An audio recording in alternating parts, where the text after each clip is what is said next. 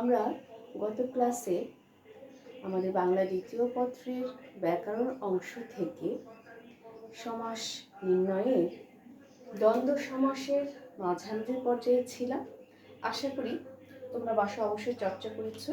আজকে আমরা যে বিষয়টি নিয়ে চর্চা করব, এই দ্বন্দ্ব সমাসেরই শেষের দিকে যে প্রকারভেদগুলো ছিল, যেগুলো আমরা শেষ করতে পারিনি গত ক্লাসে, সেটা আজকে শেষ করার চেষ্টা করব। আমরা একটু পুরনো পড়া ঝালাই করে নিই। দ্বন্দ্ব সমাসে আমরা জানি,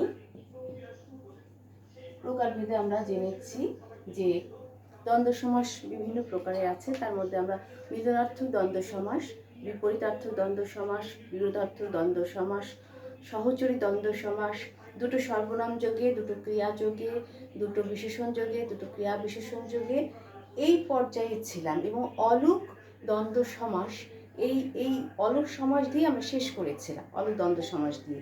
সেই অলুক দ্বন্দ্ব সমাস দিয়ে আজকে শুরু করব। যেহেতু এই অলুক সমাসে বা অলুক দ্বন্দ্ব, এই সমাসটা নিয়ে অনেকেরই একটু বিভ্রান্তি হয় বা একটু বোঝার সমস্যা হয়, এই জন্য আমরা অলুক সমাস দিয়ে আজকে শুরু করতে যাচ্ছি। অলুক সমাসটা আগে একটু বুঝে নিই, তারপর অলুক দ্বন্দ্বে যাব। আচ্ছা, অলুক দ্বন্দ্ব বা অলুক সমাসটা কি? অলুক শব্দের অর্থই হচ্ছে যা লোপ পায় না। কি লোপ পায় না? বিভক্তি লোপ পায় না। কোথার থেকে বিভক্তি লোপ পায় না? ব্যাস বাক্য থেকে বিভক্তি লোপ পায় না। আমরা সমাস প্রক্রিয়া থেকে জানি, যা বুঝেছি সেটা থেকে আমরা জানি যে সমাসটা হচ্ছে যখন আমরা বাক্যকে, একটা ব্যাস বাক্য বা বাক্যকে সংক্ষিপ্ত করে একটা পদ বা সমস্ত পদ তৈরি করছি। তার মানে ব্যাস বাক্য থেকে যখন সমস্ত পদটা হচ্ছে, তখন কিন্তু ওই যে ব্যাস বাক্যে যে বিভক্তিটা ছিল, সেই বিভক্তিটা কিন্তু লোপ পাবে না, চলে যাবে না, সমস্ত পদে চলে আসবে সমস্ত পদ তৈরি হওয়ার সময়। এবং শুধুমাত্র অলুক সমাসের ক্ষেত্রে কিন্তু এই ব্যাপারটা লক্ষ্য করা যাবে, অন্য কোনো সমাসে কিন্তু বিভক্তি থেকে যাবে না। শুধুমাত্র অলুক সমাসেই ব্যাস বাক্য থেকে সমস্ত পদ তৈরি হওয়ার সময় বিভক্তি থাকবে। আমরা বিভক্তিতে জেনেছিলাম বিভক্তি কোনগুলো? র শব্দ বিভক্তি সাধারণত এখানে যুক্ত হবে। আমরা র, এ, এ, অন্তস্থ, তে, এগুলো শব্দ বা পদের সাথে যুক্ত হয়। যখন শব্দ দুটো শব্দের মাঝখানে যুক্ত হয়, সেই বিভক্তিগুলো হচ্ছে থেকে, দ্বারা, দিয়া, কর্তৃক,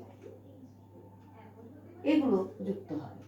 নিমিত্ত, এগুলো মানে দুটো শব্দের মাঝখানে বলবে হতে, থেকে, যে, দ্বারা, দিয়া, কর্তৃক, জন্য, নিমিত্ত, এই বিভক্তিগুলো যুক্ত হবে। কিন্তু শব্দের সঙ্গে যুক্ত হবে র, এর, অন্তস্থ, তে, রে, এগুলো। এখন এই র, এর, এ, অন্তস্থ, তে, এগুলো যখন শব্দের সঙ্গে যুক্ত হয়, নতুন একটি শব্দ তৈরি হয়, যেই শব্দটাকে আমরা বিভক্তিযুক্ত শব্দ বলবো।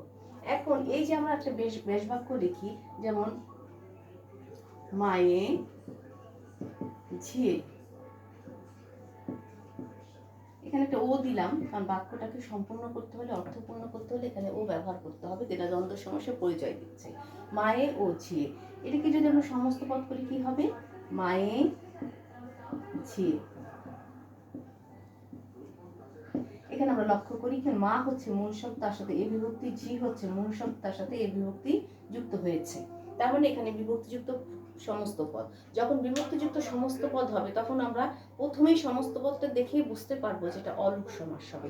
এবং এটাকে অর্থ অনুসারে বাক্য করার পরে যদি আমরা মাঝে ও বসাতে হয়, তাহলে এটা বুঝতে হবে এটা অলুক দ্বন্দ্ব সমাস হবে। আমরা এই পর্যায়ে গত ক্লাসে ছিলাম, এরপর থেকে আজকে আমরা শুরু করবো। আমরা জেনেছিলাম আরেকটি ব্যাপার, যে অলুক দ্বন্দ্ব, অলুক সমাস তিনটে সমাসের মধ্যে আছে: অলুক দ্বন্দ্ব, অলুক তৎপুরুষ, অলুক বহুব্রী। আমরা দ্বন্দ্ব সমস্যা আছি, যখন পর্যায়ক্রমে আবার তৎপুরুষ এবং বহুব্রীতে যাব, তখন আরো বিস্তারিত এই অলুক সমাস নিয়ে আলোচনা করব। আমরা এরপরে আসি, আরেকটি সমাস আছে আমাদের, যেটা নয়োর্থক সমাস। এইটা একটু অলুক সমাসের মধ্যে আলাদা করে বুঝতে হবে। নয়োর্থক,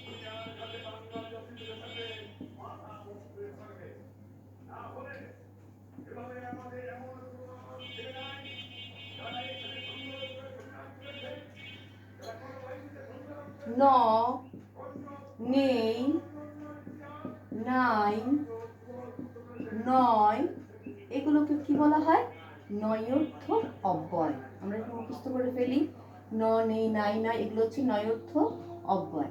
এই নঞর্থক অব্যয় দ্বারা আমরা বাক্যে না অর্থ প্রকাশ করে থাকি। এই নঞর্থক অব্যয়গুলো যখন ব্যাস বাক্যে বসবে তখন আমাদের সেই সমাসটি হবে নঞর্থক সমাস। আমি কিন্তু সংজ্ঞাগুলো বইয়ের ভাষায় বোঝাতে চাচ্ছি না, একটা নিজের মতো করে তোমাদের বুঝতে সুবিধার্থে কিন্তু সেভাবেই বোঝাচ্ছি। বইয়ের ভাষা আমাদের অনেক কঠিন লাগে। সবসময় মনে রাখবে যে আসলে বইয়ের ভাষাগুলো কিন্তু আমার ভাষা না। বই আমাদের মূল জ্ঞানটা দিবে, সেই জ্ঞানটা আমাকে লব্ধ করে আহরণ করে তারপর সেই অনুযায়ী নিজের মতো করে নিজের ভাবে নিজের মতো করে কোনো কিছু উপস্থাপন করতে হবে, তাহলে কিন্তু আমি বুঝবো। এক একজনের বলার অভিব্যক্তি, এক একজনের বলার ভঙ্গিমা কিন্তু এক এক রকম। আমি আমার মতো করেই লেখাপড়া করব, আমার মতো করে আমি উপস্থাপন করব। আমি তো আরেকজনের মতো না, আমি আমার মতো। সবসময় লেখাপড়াতে এই জিনিসটা মনে রাখতে হবে। এই জন্য আমি সবসময় তোমাদের বোঝানোর ক্ষেত্রে আমি কিন্তু বইয়ের ভাষাটাকে একটু এড়িয়ে চলতে চাই, যাতে তোমাদের বুঝতে সুবিধা হয়। এখন এই ন, নেই, নাই, নয়, এগুলো কি?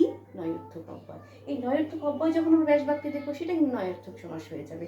এবং আমরা এইটাকে যখন সমস্ত পদ তৈরি করবো কিভাবে হবে আমরা একটু লক্ষ্য করি।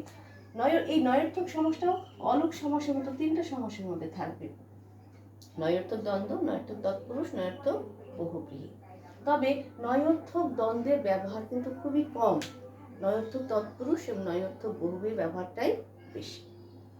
আচ্ছা, তাহলে নঞর্থক সমাসটা কি? যখন আমরা ব্যাস বাক্যে ন, নেই, নাই, নাই নঞর্থক অব্যয়গুলো ব্যবহার করব এবং সেটা না অর্থে ব্যবহৃত হবে অবশ্যই, সেটা হবে নঞর্থক সমাস। এরপরে আমরা আরেকটি দ্বন্দ্ব সমাসে চলে যাব। যেমন আমরা জানি সমস্ত পদে দুটো অংশ থাকে, পূর্বপদ, পরপদ। কিন্তু দ্বন্দ্ব সমাসে এমন একটি সমস্যা আছে যেটা একাধিক পদ ব্যবহৃত হয়, যেমন তার নাম হচ্ছে বহুপদী দ্বন্দ্ব সমাস। এটা কিন্তু ব্যতিক্রম, অন্য কোনো সমাসে কিন্তু আমরা এই সমাসটা ব্যবহার দেখব না, শুধুমাত্র দ্বন্দ্ব সমাসে বহুপদী দ্বন্দ্ব সমাসের ব্যবহার আছে। বহুপদী বোঝা যাচ্ছে, বহু পদ যা সেটা হলো বহুপদী, কারণ এখানে সমস্ত পদে দুটো অংশ থাকে সমাসের সাধারণ নিয়মে, সেই নিয়ম ভেঙে এখানে দুইয়ের অধিক কিন্তু পদ ব্যবহৃত হবে। যেমন চন্দ্র, সূর্য, গ্রহ, তারা।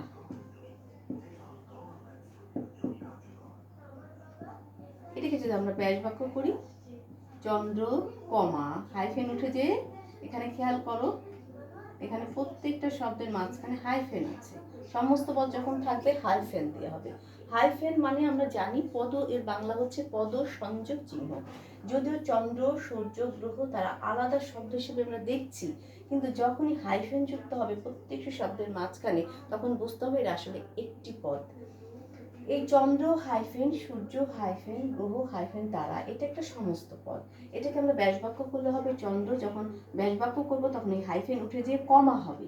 চন্দ্র, সূর্য, কমা, গ্রহ, শেষ পদটির আগে ও ব্যবহৃত হবে, যেহেতু এখানে ও ব্যবহার গ্রহণযোগ্য, অর্থপূর্ণ। ইচ্ছা করলে আমি যে কোনো বাক্যে বা যে কোনো শব্দের মাঝখানে ও বসাতে পারবো না।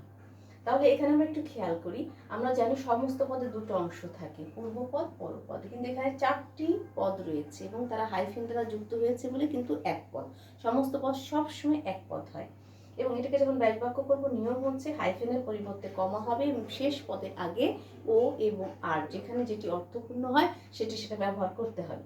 তাহলে বহুপদী দ্বন্দ্ব সময় পরিচয় হচ্ছে এখানে সমস্ত পদের দুইয়ের অধিক পদ থাকবে এবং ব্যাস বাক্য করার সময় আমরা শেষ পদের আগে ও কিংবা এবং কিংবা অথবা বা আর ব্যবহার করব অর্থ অনুযায়ী।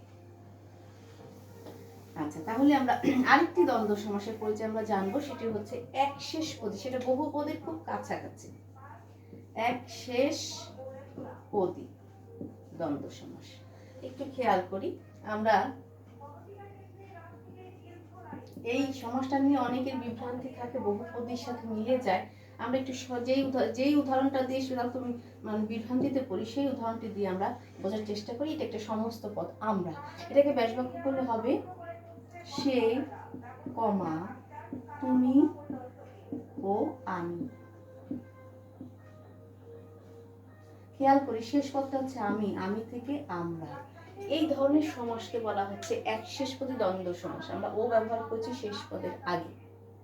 প্রিয় শিক্ষার্থীরা, দ্বন্দ্ব সমাস যদিও একটু ব্যাপক, ওরা প্রকারভেদগুলো অনেক বেশি, কিন্তু আমরা যদি একটু খেয়াল করে ক্লাসগুলো করেই থাকি তাহলে বুঝতে পারবো যে যতই প্রকারভেদ বেশি হোক না কেন প্রত্যেকটা সমাসের নাম অনুসারে অর্থটা যদি বুঝে আমরা বোঝার চেষ্টা করি তাহলে কিন্তু সহজ।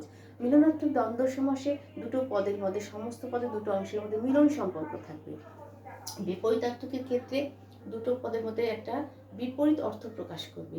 বিরোধার্থকের মধ্যে বিরোধ সম্পর্ক থাকবে দুইটি অংশের মধ্যে। সহচরীর মধ্যে একটা পদের সাথে আরেকটা পদ আপনা থেকে আমরা ব্যবহার করার সময় চলে আসে, যেমন কাপড় চোপড়, হাট বাজার, এরকম। দুঃখিত, হাট বাজারটা আবার সমার্থকের পর্যায়ে যাবে, ওটা সহচরী নয়। সমার্থকে হচ্ছে সম অর্থ প্রকাশ করে যা, সেটা হলো সমার্থক, যেটা হাট বাজারের ক্ষেত্রে প্রযোজ্য। দুটো ক্রিয়াযোগে দুটো পদ ক্রিয়া হবে, যেমন যাওয়া আসা। দুটো বিশেষণ হলে দুটো পদই বিশেষণ হবে, যেমন ভালো মন্দ। দুটো সর্বনাম হলে দুটো সমস্ত পদের দুটো অংশই সর্বনাম হবে, যেমন যে সে। একইভাবে প্রত্যেকটা সমাসের নাম যেরকম, সেই নামটাকে যদি আমরা খেয়াল করি, অর্থটা বোঝার চেষ্টা করি, তাহলে প্রত্যেকটা দ্বন্দ্ব সমাসই কিন্তু সহজ মনে হবে। এখন আমরা গুরুত্বপূর্ণ যে অংশটা, সেটা হচ্ছে যে যখন আমরা সমাস নির্ণয় করব কিভাবে ছক কেটে করব। আমরা এভাবে মাঝখানের সারিটা বড় রাখবো, এখানে উপরে লিখবো ব্যাস বাক্য সহ সমাস নির্ণয়।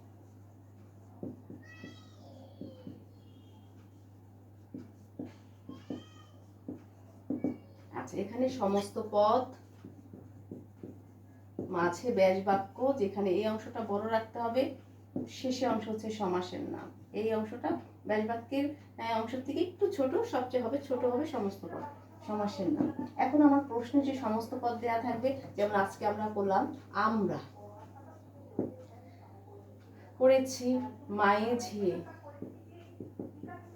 একইভাবে আয় ব্যয়, উঁচু নিচু, মা বাবা, আত্মীয় স্বজন ইত্যাদি, যে কোনো সমস্ত পদ যেটাই থাক না কেন আমরা প্রশ্ন অনুসারে সেই সমস্ত পদে সেগুলো লিখবো, প্রশ্ন যেভাবে আমাকে চাবে সেভাবে। তারপর সেই সমস্ত পদের অর্থ অনুসারে ব্যাস বাক্য করবো। ব্যাস বাক্য করার পর ব্যাস বাক্য দেখে বুঝতে পারবো এটা এই সমাসের নাম হবে। যেমন আমরা দ্বন্দ্ব সমাস সম্পূর্ণ করেছি। দ্বন্দ্ব সমাসের পরিচয় আমরা জানি। দ্বন্দ্ব সমাস উভয় পদের প্রাধান্য সমান থাকে, ব্যাস বাক্যে ও এবং আর বসবে, এবং আমরা যখন ব্যাস বাক্যে ও এবং আর দেখবো তার চোখ বন্ধ করে আমাকে বুঝতে হবে যে এটা দ্বন্দ্ব সমাস হবে। তারপর যেই এখানে আমরা কি এখানে এক শেষ পদী, আমরা জানি প্রকারভেদ থেকে অর্থ অনুসারে বুঝেছি যে কোনটি কোন পর্যায়ে দ্বন্দ্ব সমাস হবে। মায়ে ঝিয়ে এটা অলুক দ্বন্দ্ব, আয় ব্যয় হচ্ছে বিপরীতার্থ দ্বন্দ্ব। প্রত্যেকটা সমস্ত পদ আমাকে বলে দিবে এটা কোন সমাস, কি অর্থ বলে দিবে যে এই অর্থটা এই, সে অর্থ অনুসারে ব্যাস বাক্য করবো। ব্যাস বাক্য করার পরে আমি বুঝবো এটা এই সমাস হবে। আগে কিন্তু আমি বুঝতে পারবো না যে সমাস, এই সমাসটা এই হবে। সুতরাং আমাকে সমস্ত পদ থেকে ব্যাস বাক্য করতে হবে। ব্যাস বাক্য করার পর সেটা অর্থ অনুসারে সেটা কি বোঝাচ্ছে, কি থাকছে সেখানে, সেই কোন সমাসের পরিচয় বহন করছে, তারপরে সেই সমাসের নামটা হবে। যেমন আমরা সে, কমা, তুমি ও আমি, এটা কোন সমাস হবে? এক শেষ পদী